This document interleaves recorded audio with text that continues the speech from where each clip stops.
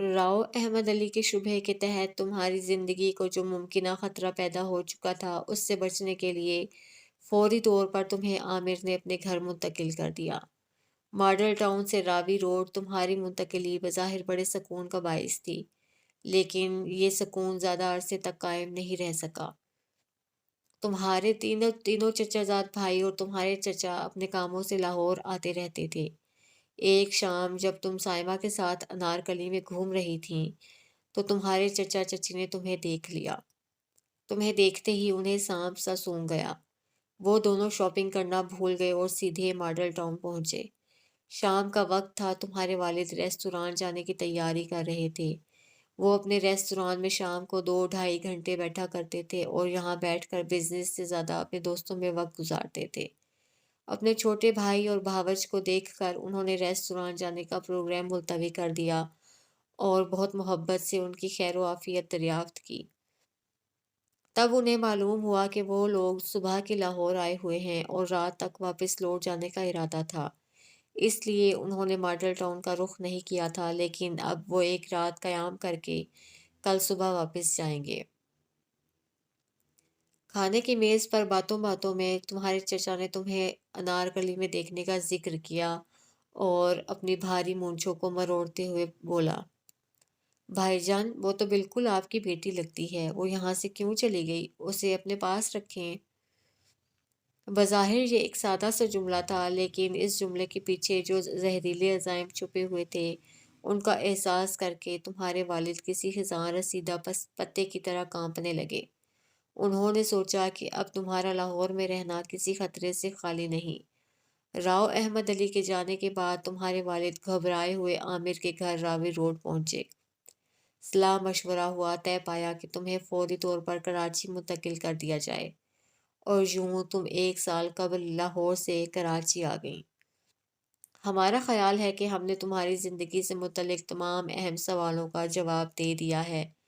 ہم نے تو وہ راز بھی بتا دیے ہیں جو تمہارے والد نے تم سے چھپا کر رکھے ہیں۔ وہ تم سے بے پناہ محبت کرتے ہیں۔ تمہاری زندگی کی حفاظت کے لیے انہوں نے جو کچھ کیا ہے وہ شاید ہی کوئی باپ اپنی بیٹی کے لیے کر سکے۔ اچھا، ہم چلتے ہیں، ہمیں گیا وقت نہ سمجھنا، ہم پھر آئیں گے۔ پھر کچھ عجب ہوا۔ ابھی وہ آخری جملے پر نظر ڈال ہی رہی تھی کہ لفظ اڑنا شروع ہو گئے، اور دیکھتے ہی دیکھتے وہ صفحہ ایسا ہو گیا جیسے اس پر کچھ لکھا ہی نہ ہو۔ یہ داستان تو کافی لمبی تھی، 20-22 صفحات پر مشتمل تھی۔ اسے جلدی جلدی ورق الٹے، لیکن اب کسی صفحے پر کچھ نہ تھا، کوئی تحریر نہ تھی، کوئی جملہ نہ تھا، کوئی لفظ نہ تھا۔ وہ ڈائری پہلے کی طرح کوری ہو گئی۔ تانیہ اس ڈائری کو پکڑے دیر تک محو حیرت رہی۔ اس کی زندگی کیا تھی؟ فسانہ عجائب تھی۔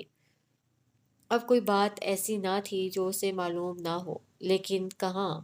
ابھی اسے معلوم ہی کیا ہوا تھا؟ ابھی تو کئی باتیں صیغہ راز میں تھیں۔ اس کا بھائی کہاں تھا؟ اس کے ساتھ کیا ہوا تھا؟ یہ اسے معلوم نہ تھا۔ اس سے انتظار کرنے کو کہا گیا تھا، وقت آنے پر بتانے کو کہا گیا تھا۔ راؤ احمد علی کا چہرہ بار بار اس کی نظروں کے سامنے آ رہا تھا۔ اس لالچی شخص نے اس کے باپ کی زندگی میں کیسا زہر گھول دیا تھا۔ ساری جائیداد پر اسی کا قبضہ تھا، پھر بھی اسے سکون نہ تھا۔ بڑے بھائی کی شرافت سے ناجائز فائدہ اٹھا کر وہ ہر چیز پر قبضہ کرتا چلا جا رہا تھا۔ وہ اس بات سے بے خبر تھا کہ قسمت اس کے ساتھ کیا کھیل کھیل رہی ہے۔ جو دوسروں کے لیے گڑھا کھودتے ہیں، بالآخر وہ گڑھے ہی ان کی بربادی کا سبب بن جاتے ہیں۔ ہر ظلم کا ایک انجام ہوتا ہے، ہر رات کا ایک سویرا ہوتا ہے۔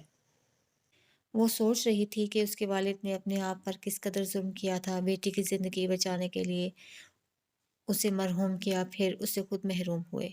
اس بڑھاپے میں تنہا زندگی گزارنا گوارا کر لی۔ اس کے والد کس قدر عظیم ہیں۔ ایسی قربانی تو کبھی کسی باپ نے اپنی بیٹی کے لیے نہ دی ہوگی۔ میرے باپ، میرے عظیم باپ، میں آپ کی عظمت کو سلام کرتی ہوں، آپ کی محبت کو سلام کرتی ہوں، آپ کے جذبہ ایثار کی قدر کرتی ہوں۔ لیکن مجھے آپ سے ایک شکوہ ہے، آپ نے مجھے اپنا ہمراز کیوں نہ بنایا؟ آپ سوچتے ہوں گے کہ اگر اسے سارے حالات کا علم ہو گیا تو یہ لڑکی ہے، پریشان ہو جائے گی، الجھ جائے گی، اور یہ بھی ہو سکتا ہے کہ راز کو راز نہ رکھ سکے۔ دشمن جان کے در پہ ہے، جانے وہ کب وار کر جائے۔ یہی سوچا ہوگا نا آپ نے؟ آپ نے بحیثیت باپ تو ٹھیک سوچا، لیکن مجھے میری سوچ سے محروم کر دیا۔ اولاد کا بھی تو کوئی حق ہوتا ہے، کوئی فرض بنتا ہے۔ آپ نے اب تک اپنا فرض نبھایا، اب میں اپنا فرض نبھاؤں گی۔ میرا انتظار کیجیے، میں آ رہی ہوں۔ میں ایک ایک کو دیکھ لوں گی۔ اپنی زمین کا 1 فٹ ٹکڑا بھی کسی کے قبضے میں نہیں رہ جانے دوں گی۔ آپ بے فکر ہو جائیے، میں اپنے بھائی کو تلاش کروں گی۔ آپ اگر بوڑھے ہو گئے ہیں تو کیا ہوا، میں تو جوان ہوں، لڑکی ہوں تو کیا ہوا، میں آپ کو لڑکا بن کر دکھاؤں گی۔ اب آپ کو کسی سے ڈرنے کی ضرورت نہیں ہے۔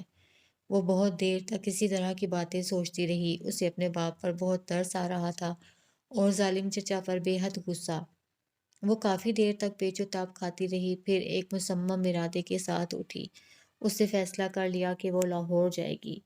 وہ ابھی تک بڑی فرما برداری سے ہر فیصلہ مانتی چلی آ رہی تھی، لیکن اب اس نے سوچ لیا تھا کہ کسی کی بات نہیں مانے گی۔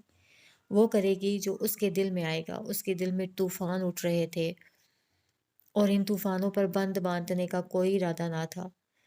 انکل عامر نے اسے منع کیا تھا کہ وہ بھول کر بھی لاہور ٹیلی فون نہ کرے۔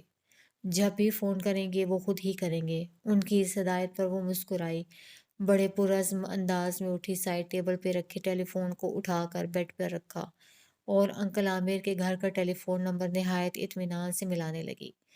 کچھ دیر کے بعد ادھر گھنٹی بجنے لگی۔ کئی گھنٹیاں بجنے کے باوجود کسی نے ریسیور نہ اٹھایا تو اسے تشویش ہوئی۔ یہ بات وہ اچھی طرح جانتی تھی کہ اس وقت انکل عامر گھر پر نہیں ہوں گے، وہ کالج گئے ہوں گے، لیکن گھر میں گھر کے دیگر افراد تو ہوں گے۔ لیکن اس وقت تو ایسا محسوس ہو رہا تھا کہ گھر میں کوئی نہیں ہے۔ پھر اسے خیال آیا ہو سکتا ہے غلط نمبر مل گیا ہو۔ اس کے خیال کے تحت اسے دوبارہ نمبر ملایا، مگر نتیجہ وہی، ڈھاک کے 3 پات۔ بیل ہوتی رہی مگر کسی نے فون اٹھایا نہیں۔ تانیہ نے مایوس ہو کر فون اٹھا کر سائڈ ٹیبل پر رکھ دیا۔ اس کی طبیعت میں ایک عجیب ہی جان سا تھا۔ وہ اڑ کر لاہور پہنچ جانا چاہتی تھی۔ وہ اپنے باپ کے قدموں میں بیٹھ کر انہیں بتانا چاہتی تھی کہ وہ ہر اس راز سے آگاہ ہو گئی ہے جو آج تک چھپایا گیا ہے۔ اس کے دل میں لاوا ابل رہا ہے۔ وہ کسی قیمت پر اپنے سفاک چچا کو نہیں چھوڑے گی۔ وہ انہیں شوٹ کر دے گی۔ تانیہ نے بیڈ پر اپنا تکیہ درست کیا، پھر ڈائری اٹھا کر لیٹ گئی۔ وہ ڈائری کو تکیے کے نیچے رکھ کر کچھ دیر آنکھیں بند کر کے لیٹنا چاہتی تھی۔ ڈائری کو تکیے کے نیچے رکھتے رکھتے ایسے ہی اس کے صفحات کو تیزی سے پلٹ کر دیکھا، تب اسے اچانک ان صفحات کے درمیان کہیں سرخی سی محسوس ہوئی۔ اس سے جلدی جلدی ایک ایک ورق پلٹ کر وہ صفحہ نکالا۔ وہ ایک چھوٹا سا 98 کے برابر سرخ دھبا تھا۔ یہ بالکل تازہ خون تھا۔ ڈائری بند ہونے کی وجہ سے خون دوسرے صفحے پر بھی لگ گیا تھا اور صفحے کی پشت پر بھی جھلک آیا تھا۔ یہ خون کہاں سے آیا؟ وہ اس خون کو دیکھ کر سہم گئی۔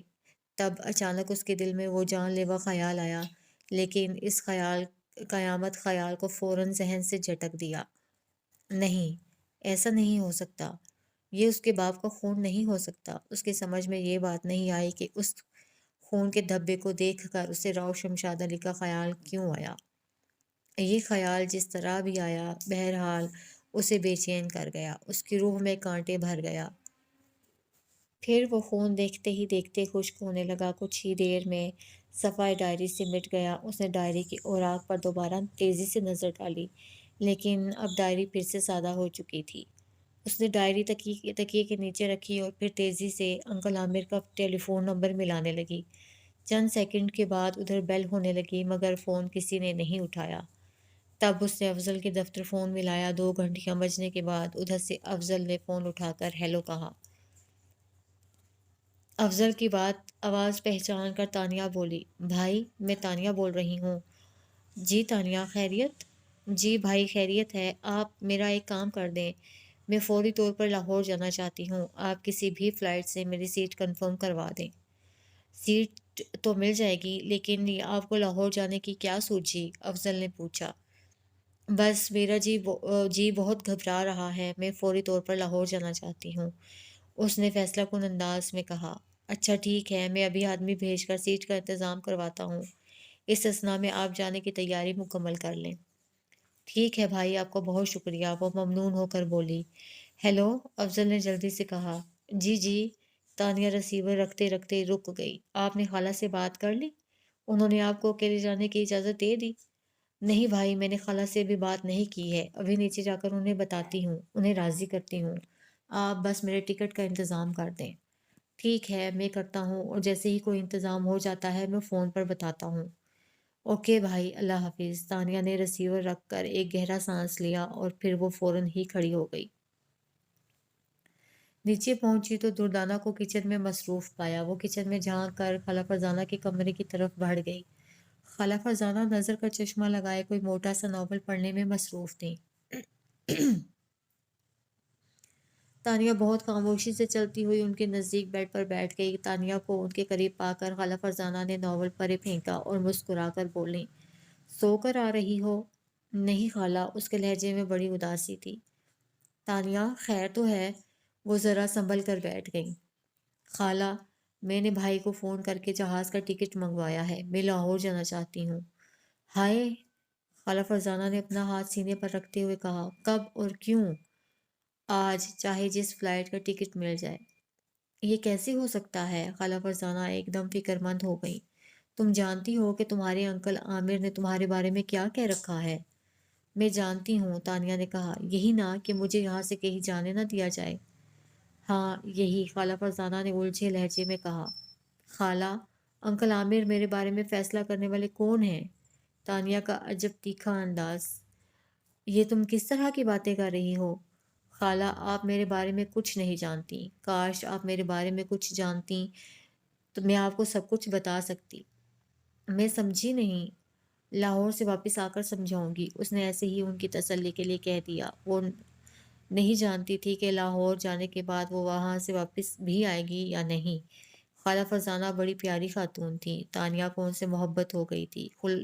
خود خالہ فرزانہ بھی اس پر کیا کم جان چھڑکتی تھیں۔ وہ جانتی تھی کہ لاہور جانے کے بعد وہ انہیں بہت مس کرے گی۔ کوئی 3 بجے کے قریب افضل کا فون آ گیا۔ اس نے بتایا کہ شام کی فلائٹ سے اس کی سیٹ کروا دی ہے، وہ جانے کی تیاری کرے، وہ خود اسے پھر ایئرپورٹ چھوڑ دے گا۔ تانیہ کے اچانک لاہور جانے کے ارادے سے خالہ فرزانہ پریشان ہو گئی تھی۔ عامر نے زندگی میں ایک پہلی بار کوئی ذمہ داری سونپی تھی، وہ اس ذمہ داری کو بخیر و خوبی نبھا رہی تھی۔ وہ تانیہ کا بے حد خیال رکھتی تھیں، وہ اسے 1 منٹ کو بھی گھر سے باہر نہیں جانے دیتی تھیں۔ اگر جاتی تھی تو اسے معلوم ہوتا تھا کہ کہاں گئی ہے اور کب آئے گی۔ ویسے خود تانیہ نے انہیں اس معاملے میں قطعاً پریشان نہ کیا تھا۔ وہ بہت فرما بردار اور سلجھی ہوئی لڑکی تھی۔ اس سلجھی لڑکی کے دماغ میں اب جانے کے آخر ناز سمایا تھا کہ وہ اچانک لاہور جانے پر تل گئی تھی۔ سیٹ بھی کنفرم ہو گئی تھی اور وہ اوپر سوٹ کیس میں ضروری سامان رکھ رہی تھی۔ اس دوران خالہ فرزانہ عامر کو کئی مرتبہ فون کر چکی تھیں، مگر وہاں کوئی اٹھا ہی نہیں رہا تھا۔ محسوس ہوتا تھا جیسے گھر بند کر کے سب لوگ کہیں چلے گئے ہوں۔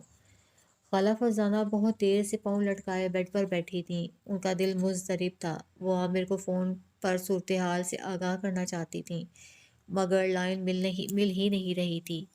پھر خالہ فرزانہ جانے کیا سوچ کر مسکرا دیں۔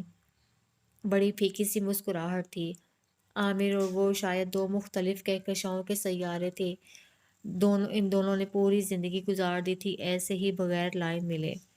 ان کی نظر بار بار ٹیلی فون کی طرف اٹھ جاتی تھی۔ وہ اس اضطراب میں اب تک کئی پان کھا چکی تھیں۔ جب بھی پریشان ہوتیں پان پر پان کھانے لگتیں۔ پھر اچانک ہی ٹیلی فون کی گھنٹی بجی۔ انہوں نے جلدی سے رسیور اٹھایا۔ ہیلو، کون ہے؟ عامر، ادھر سے رنج میں ڈوبی ہوئی آواز ابھری۔ عامر، آپ کہاں ہیں؟ میں کب سے آپ کو فون کر رہی ہوں، لہجے میں بے قراری تھی۔ میں ماڈل ٹاؤن گیا ہوا تھا، میں موقع نکال کر گھر آیا ہوں تاکہ تمہیں فون کر سکوں۔ آپ اتنے پریشان کیوں ہیں؟ خالہ فرزانہ نے فکر مندی سے پوچھا۔ بہت بری خبر ہے فرزانہ، ادھر سے بڑے ٹھنڈے اور گہرے سانس کی آواز سنائی دی۔ اللہ رحم کرے، خالہ فرزانہ کا دل دھک سے رہ گیا۔ تانیہ کہاں ہے؟ اسے بلاؤ اور جتنی جلد ممکن ہو سکے اسے لاہور بھیج دو۔ آخر کیوں؟ فرزانہ، اس کے والد راؤ شمشاد علی کا انتقال ہو گیا ہے، انہیں کسی نے قتل کر دیا ہے۔ دھماکہ خیز انکشاف ہوا۔ ہائے اللہ! خالہ فرزانہ نے اپنا دل پکڑ لیا۔ عامر یہ کتنا عجیب اتفاق ہے، کیا عامر بات کو سمجھ نہ پائے؟ وہ خود لاہور جانے کے لیے تڑپ رہی ہے، شام کی فلائٹ سے اس کی سیٹ بک ہو چکی ہے اور اس وقت وہ اپنا سامان پیک کر رہی ہے۔ میں دراصل اسی سلسلے میں تم سے فون پر بات کرنا چاہتی تھی کہ اسے لاہور بھیجوں یا نہ بھیجوں۔ چلو یہ تو اچھا ہوا، تم ایسا کرو، اسے آنے دو، میں ایئرپورٹ سے اسے لے لوں گا۔ اب مجھے یہ مشورہ دو کہ اسے موت کی اطلاع ابھی دے دوں یا لاہور آنے کے بعد؟ میرا تو خیال ہے کہ اسے اپنے والد کی موت کی اطلاع مل چکی ہے۔ وہ کیسے؟ عامر حیران ہوئے۔ یہ تو مجھے نہیں معلوم، لیکن اچانک اس کا لاہور کے لیے عازم سفر ہونا اور اس کے چہرے کی اداسی اس بات کی غماز ہے کہ اس کے دل نے اس حادثے کو کسی نہ کسی طرح محسوس کر لیا ہے۔ حیرت کی بات ہے، عامر حیران ہو کر بولے، فرزانہ تم یوں کرنا، چلتے وقت اس احساس کو گہرا کر دینا، پھر میں جب یہاں سے اسے تفصیل بتاؤں گا تو وہ اس وقت تک خود کو سنبھال چکی ہوگی۔ اچھا ہوا تم اسے بلا دو، میں اسے بتا دوں کہ ایئرپورٹ پر میں اسے لینے آؤں گا، اس سے فلائٹ نمبر وغیرہ پوچھ لوں۔ شام کو جب تانیہ گھر سے رخصت ہونے لگی تو خالہ فرزانہ نے اسے گلے سے لگا کر بس اتنا کہا، اپنے دل کی گواہی پر لاہور جا رہی ہو تو اس دل کو قابو میں رکھنا، حوصلے سے کام لینا، شاید ایئرپورٹ پر تمہیں کوئی بری خبر سننے کو ملے۔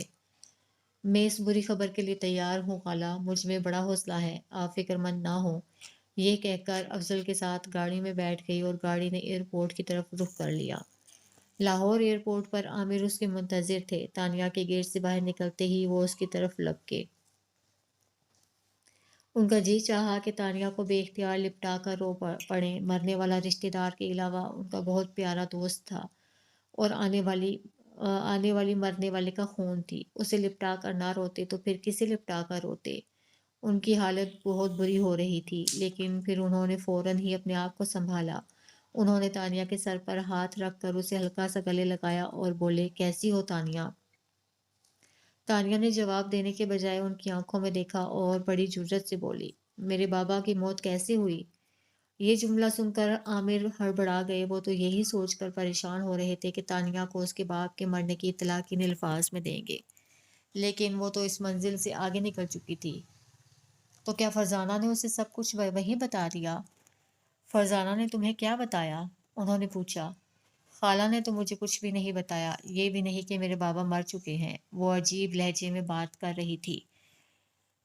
پھر تمہیں کیسے معلوم ہوا کہ تمہارے بابا کا انتقال ہو چکا ہے؟ سوال ہوا۔ انتقال نہیں، خون کہیے، خون۔ میرے بابا کا خون ہوا ہے، تانیہ نے بڑے پراسرار انداز میں کہا۔ اوہ! عامر کا حیرت کے مارے منہ کھل گیا۔ آؤ گاڑی میں چلو، راستے میں تمہیں سب کچھ بتاتا ہوں۔ راؤ شمشاد علی اپنی کوٹھی میں تنہا رہتے تھے۔ اب ان کی عمر بھی مزاحمت کرنے والی نہیں رہی تھی۔ انہیں قتل کرنا کوئی مشکل کام نہ تھا۔ گھر میں ان کے ساتھ ایک ملازم اور ملازمہ رہتے تھے۔ یہ دو میاں بیوی تھے اور راؤ صاحب کے بہت پرانے ملازم تھے۔ عبدل اور رشیدہ کی ایک ہی بیٹی تھی جو شادی شدہ تھی۔ رات کو اچانک اس کے ایکسیڈنٹ کی اطلاع ملی تو وہ دونوں راؤ صاحب سے اجازت لے کر بیٹی کے گھر دھرم پورے چلے گئے۔ ان کی بیٹی اسپتال سے گھر پہنچ چکی تھی، بس وہ رات ہی قیامت کی تھی۔ شاید قاتل گھات لگائے بیٹھا تھا۔ صبح کو دودھ والے نے بیل بجائی، گھر کا گیٹ کھٹکھٹایا، کوئی باہر نہ نکلا تو اسے پریشانی ہوئی کیونکہ آج تک ایسا نہ ہوا تھا۔ اس نے برابر والی کوٹھی والوں کو بتایا۔ جب لوگوں نے گیٹ کے اندر کود کر اندر کا دروازہ کھلا ہوا تھا، راؤ شمشاد علی خون میں لت پت پڑے تھے، دائیں ہاتھ میں ان کے ریوالور تھا۔ قاتل نے اسے خودکشی کا کیس بنانے کی کوشش کی تھی۔ گولی کن پٹی میں لگی تھی، گولی بہت قریب سے چلائی گئی تھی، بائیں کن پٹی میں سوراخ ہو گیا تھا اور گولی اندر ہی کہیں دھنس گئی تھی۔ قاتل سے یہی غلطی ہو گئی تھی، سوراخ بائیں جانب تھا جبکہ قاتل ریوالور ان کے دائیں ہاتھ میں پکڑا گیا تھا۔ ابتدائی تفتیش سے یہ بات سامنے آ گئی تھی کہ راؤ صاحب نے خودکشی نہیں کی بلکہ انہیں مارا گیا ہے۔ راؤ صاحب معمر ضرور تھے، پھر بھی عمر کے لحاظ سے ان کی صحت قابل رشک تھی۔ وہ کسی برے فعل میں نہ تھے، بہت نیک اور صاف ستھرے انسان تھے۔ انہیں خودکشی کرنے کی کیا ضرورت تھی بھلا؟ اپنے باپ کی قتل کی رودات سن کر وہ گمسم ہو گئی، اس پر سکتہ سا طاری ہو گیا۔ عامر اسے رستے بھر تسلی دیتے رہے، سمجھاتے رہے، وہ خاموشی سے سب سنتی رہی اور خالی نگاہوں سے عامر کو دیکھتی رہی۔ ماڈل ٹاؤن کی وہ کوٹھی جہاں راؤ شمشاد علی کو قتل کیا گیا رشتہ داروں، عزیزوں، دوستوں اور بہی خواہوں سے بھری ہوئی تھی۔ راؤ احمد علی کا پورا گھرانہ موجود تھا اور پیش پیش تھا۔ بھائی کے غم میں راؤ احمد علی کی بری حالت تھی، بار بار اس پر غشی کے دورے پڑ رہے تھے۔ اس کے بیٹے اسے سنبھال رہے تھے اور سرگوشی میں اس سے کہہ رہے تھے، ابا یہ کیا کر رہے ہو؟ کوئی نہیں جانتا تھا کہ عامر اس وقت کہاں ہے، کس کو لینے گیا ہے۔ راؤ احمد علی چند آنسو بہا کر بازی جیت لینا چاہتا تھا۔ ساون پور کی ساری جائیداد تو اس کے قبضے میں تھی ہی، اب یہ کوٹھی اور ریستوران بھی اس کا ہونے والا تھا، کیونکہ راؤ شمشاد کا وارث اب وہ تھا۔ بالآخر اس کی شاطرانہ منصوبہ بندی کامیاب ہو گئی تھی۔ وہ اپنی کامیابی پر جس قدر خوش ہوتا کم تھا، لیکن یہ وقت تو رونے کا تھا، اور وہ رو رہا تھا، سسک سسک کر رو رہا تھا، رہ رہ کر رو رہا تھا۔ عامر کی پڑھائی ہوئی پٹی کے مطابق تانیہ خاموشی سے عورتوں میں ایک طرف جا کر بیٹھ گئی۔ اس کا آدھا چہرہ چادر سے ڈھکا تھا۔ جنازہ اٹھائے جانے سے پہلے مرنے والے کا چہرہ دکھایا گیا۔ ہر سو اعلان کیا گیا کہ جو چہرہ دیکھنا چاہتا ہے آ کر دیکھ لے۔ میت کمرے میں رکھی تھی۔ لوگ ایک دروازے سے داخل ہو کر چہرہ دیکھتے ہوئے دوسرے دروازے سے نکل رہے تھے۔ جب گھر کی عورتوں کی باری آئی تو تانیہ بھی ان عورتوں میں شامل تھی۔ وہ میت کے نزدیک پہنچتے ہی اپنے ہوش گنوا بیٹھی۔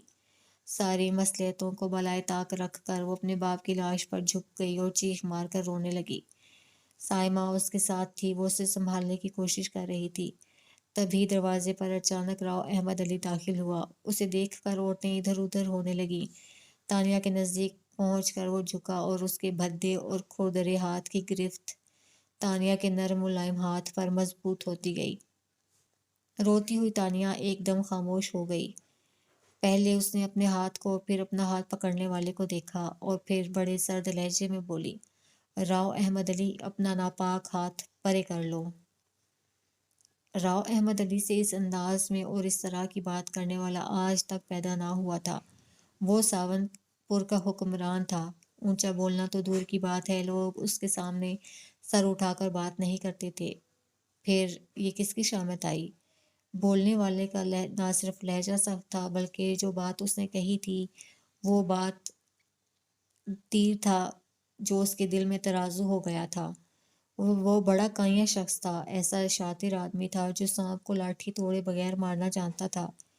اس لڑکی نے وہ کہا وہ اس نے اچھی طرح سن لیا تھا، اور سن کر اس بات کا اندازہ کرنے میں اسے ذرا بھی دیر نہ لگی کہ کسی وزندار شخصیت کا مالک ہے۔ وہ کوئی چیز ہے جو اس نے اس کا نام لے کر اتنی بڑی بات اتنی آسانی سے کہہ دی ہے۔ یہ ایک نازک موقع تھا اور وہ بڑا موقع شناس شخص تھا۔ وہ اپنی جذباتیت سے جیتی ہوئی بازی ہارنا نہیں چاہتا تھا۔ اس نے فوراً پسپائی اختیار کرنے کے بارے میں سوچا۔ اس وقت سنی انسنی کر دینا ہی بہتر تھا تاکہ اندھیرے میں چھپا ہوا شخص باہر آ جائے۔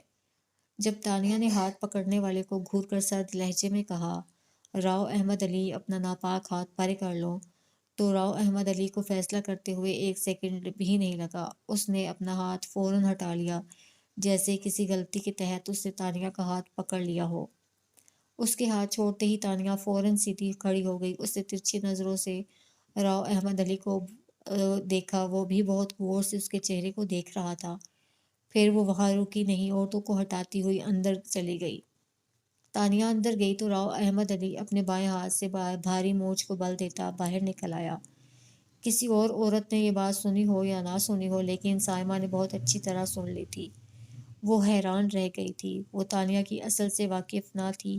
وہ اسے رحمت خان کی بیٹی سمجھتی تھی۔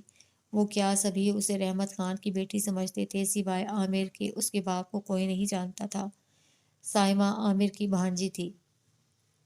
بہن کے بیوہ ہو جانے کے بعد عامر نے دونوں ماں بیٹی کو اپنے پاس رکھا تھا۔ اب وہی ان دونوں کے کفیل تھے۔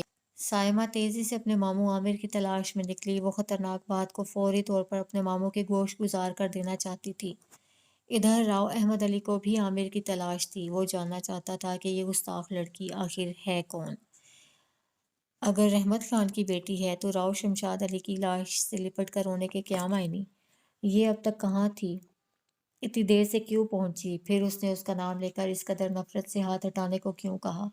یہ سب کیا گورکھ دھندا ہے؟ راؤ احمد علی سے پہلے سائمہ نے اپنے ماموں کو تلاش کر لیا۔ پھر وہ انہیں ایک گوشے میں لے گئی اور سارا ماجرا کہہ سنایا۔ عامر یہ بات سن کر پریشان ہو گئے۔ وہ گھبرا کر بولے، ارے تانیہ نے یہ کیا بے وقوفی کی ہے؟ میں کیا جانوں ماموں۔ اچھا دیکھو وہ کہاں ہے، تم اسے باہر بلا لاؤ۔ جی اچھا، کہہ کر سائمہ دوڑتی ہوئی اندر چلی گئی۔ تھوڑی دیر کے بعد تانیہ سائمہ کے ساتھ آتی ہوئی دکھائی دی۔ کالی چادر میں اس نے اپنا آدھا چہرہ ڈھک رکھا تھا۔ عامر نے ادھر ادھر دیکھا، پھر کچھ سوچ کر سرونٹ کوارٹر کی طرف چل دیے۔ سائمہ اور تانیہ بھی ان کے تعاقب میں وہاں پہنچ گئیں۔ عبدل اور رشیدہ کوٹھی میں تھے۔ ہاں کیا ہوا تھا؟ عامر نے پوچھا۔ سائمہ آپ کو بتا تو چکی ہے، تانیہ نے جواب دیا۔ تمہیں ایسا نہیں کہنا چاہیے تھا، میں نے راستے بھر تمہیں کتنا سمجھایا، پھر بھی اس نے میرا ہاتھ پکڑ لیا تھا، بس پھر میں اپنا غم بھی بھول گئی، اس پر برس پڑی۔ تانیہ نے اپنی صفائی پیش کی۔ حیرت ہے، اس نے جواب میں کچھ نہ کہا۔ اچھا ہی ہوا کہ وہ کچھ نہ بولا، ورنہ میں بھی اسے بتا دیتی کہ میں کون ہوں۔ وہ بہت چالاک ہے، تمہارے روتے ہی کسی نے اسے اطلاع دے دی اور وہ کسی عذاب کی طرح نازل ہو گیا۔ اس نے تمہارا ہاتھ پکڑ کر اٹھانا چاہا کہ وہ تم سے پوچھ سکے کہ تم کون ہو، لیکن تمہارے جواب نے اس کے ہوش اڑا دیے۔ اب اس کا شبہ یقین میں بدل چکا ہوگا اور وہ ہماری تلاش میں گھوم رہا ہوگا۔ عامر نے قیاس آرائی کی جو بالکل سچی تھی۔ میں اس سے کب تک چھپوں گی؟ یہ سوال بھی تھا اور احتجاج بھی۔